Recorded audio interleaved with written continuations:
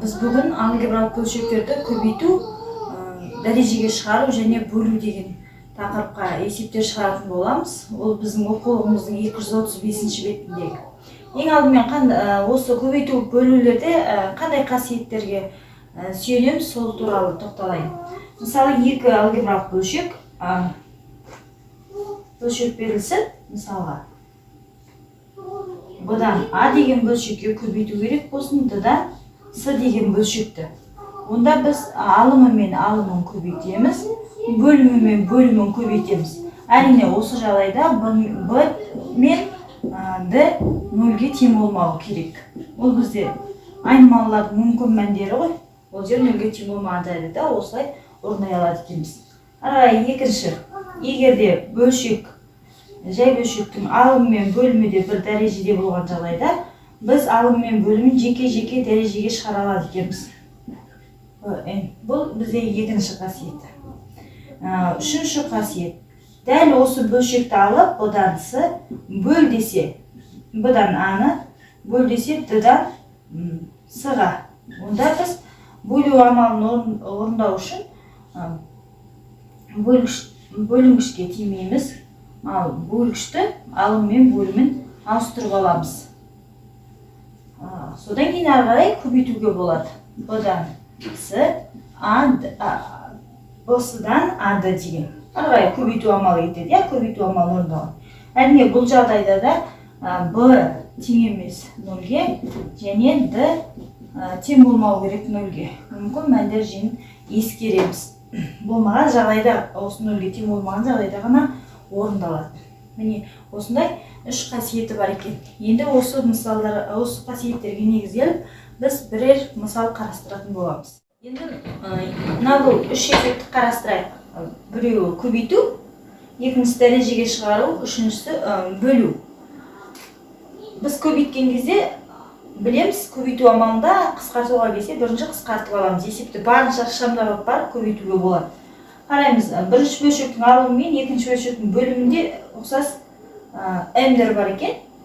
Біз оларды қысқарта аламыз, бірақ дәрежелері әртүрлі екен. Онда М-нің 6 дәрежесі мен 7 дәрежесінен 6 дәрежесі түгелімен кетеді. 7 дәрежесінің 6-ауы кетсе, біреуі қалады. Сол сияқты сандарға қараймыз, 28, 24 бар екен. Алым мен бөлімде болса қысқартуға болады. 28 мен 24 екеуі 4-ке қысқарып, мұнда 7, 24-те 6 қалады. Және N-дер бар. N-нің 5 дәрежесі, 6 дәрежесі. Кіші дәреже түгелімен кетеді, 6-ның 5-еуі кетсе, орында біреуі қалады. Енді ары қарай көбейтуімізге болады. Сонымен көбейту үшін алдымен алымдарына қарай, мұнда N қалды және 6 қалды. Үстінде алымында 6N, бөлімінде 7 қалды, бұл жерде N қалды. 7N болды. Алымның алдына бөліміне көбейту осылай жазылады екен. Дәрежеге шығару болса, онда қараймыз, бізде жақшаның ішінде минус таңба тұр, сыртта 4 дәрежеге шығар дейді. 4 дәреже бізде жұпсан, онда мына минус кетеді, жұп болғандықтан. Дәреже жұп болса, теріс таңба кетеді. Сонымен тек алымын дәрежелейміз, бөлімін дәрежелейміз, солай бөліп. 5-тің 4 дәрежесін қарастырамыз. 625. Және А-ның 3 дәрежесіне сырттағы дәреже көбейтіледі, 12 дәрежесі болады. Бөліміне қараймыз, 3-тің 4 дәрежесі бізде 81 болады, 3-ті өз-өзіне 4 рет көбейткенде. Және Б квадрат бар, оған 4 дәреже көбейтіледі, Б-ның 8 дәрежесі. С-ның 4 дәрежесіне 4 көбейтілсе, С-ның 16 дәрежесі болады. Міне, бұл дәрежеге шығару деген сөз. Алым мен бөліміне жеке-жеке санға да әріпке де бәрін дәрежелеп шығамыз сырттағы жақшанысында. Бірақ ескеретін жағдай, егер осы жақшаның сыртындағы дәреже теріс таңба тақ болса, онда минус таңба сақталады, теріс таңба. Жұп болса, ол плюс айналып кетеді. Үшіншісі бөлу.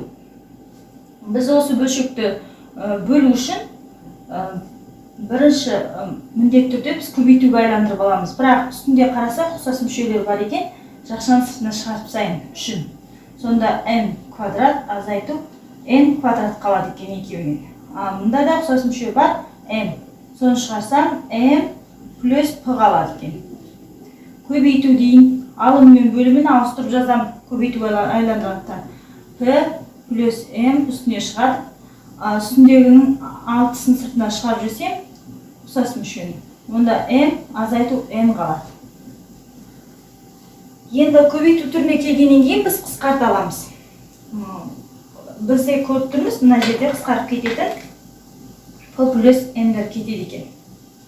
3 пен 6 да қысқарады, 6-ның орнында 2 қалады, 3-ның орнында 1. Және осы жақша m минус n квадрат азайту n квадрат деген қысқаша көбейту формуласы бойынша екі жақша болады. m минус n және m плюс n. Осы екі жақшаға ашып алғаннан кейін қысқартуға болады. Астында m минус n мына жақшамен кетеді. Содан кейін қалғандарын біз көбейтіп жаза аламыз.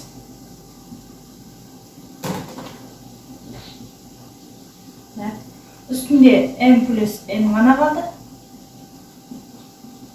Ал бөлімінде 2m ғана қалды болды. Осылай біз бөлуді де орындай аламыз. Яғни біз көбейту айландырып аламыз. Қысқаратындар болса қысқарып, ықшамдау болғаннан кейін әрі қарай көбейтеміз. Алымның алдында бөлімді бөліп.